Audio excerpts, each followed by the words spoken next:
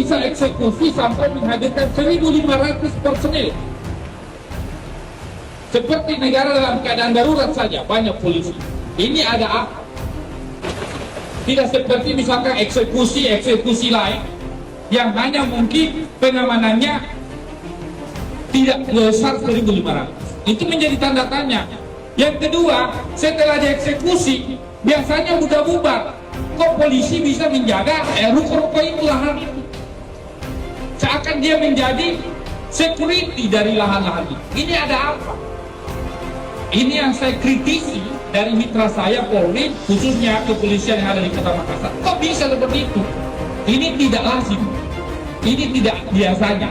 Tentu karena tidak lazim dan tidak biasanya memunculkan pertanyaan, siapa yang main di sini?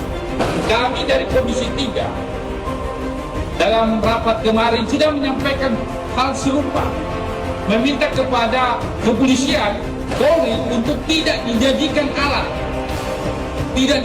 alat untuk kemudian menguntungkan kepentingan kelompok tertentu, sehingga dijadikan alat untuk mengamankan misalkan aset-aset tertentu.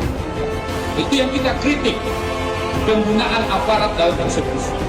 Kita berharap agar putusan pengadilan yang dianggap kontroversi, patut diduga ada mafia peradilan di dalamnya, patut diduga ada mafia tanah, seharusnya polisi bisa berhati-hati, ya, khususnya jajaran kepolisian Kota Makassar, Polrestabes Makassar. Hati-hati, jangan ikut campur terlibat di situ.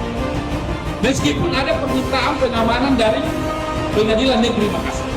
Yang ketiga adalah eksekusi yang dilakukan Pengadilan Negeri. Kalau boleh saya mengatakan, ini adalah eksekusi yang melanggar hukum. Kenapa melanggar hukum? Rupanya di atas tanah itu sudah ada pemilik di pihak ketiga kan, yang sudah dijual kepada pihak ketiga, yang mana pihak ketiga ini adalah pembeli beritikat baik. Paham ya? Dia beli ruko-ruko ini, ada sertifikatnya, dia pembeli beritikat baik. Kok tiba-tiba dieksekusi langsung dibongkar, langsung dieskapator? Itu yang saya sebut tadi. Ini adalah perbuatan melawan hukum.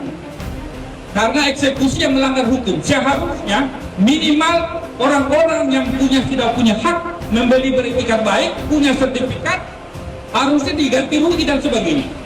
Ini dengan semena-mena atas pengawalan polisi, ini di eskapator. Ini yang main siapa? Ini yang saya kritik. Oknum-oknum yang main bilang, ini pemain, namanya mafia, udah pasti pemain besar. Dan siapapun mafia, kita harus lawan mafia-mafia.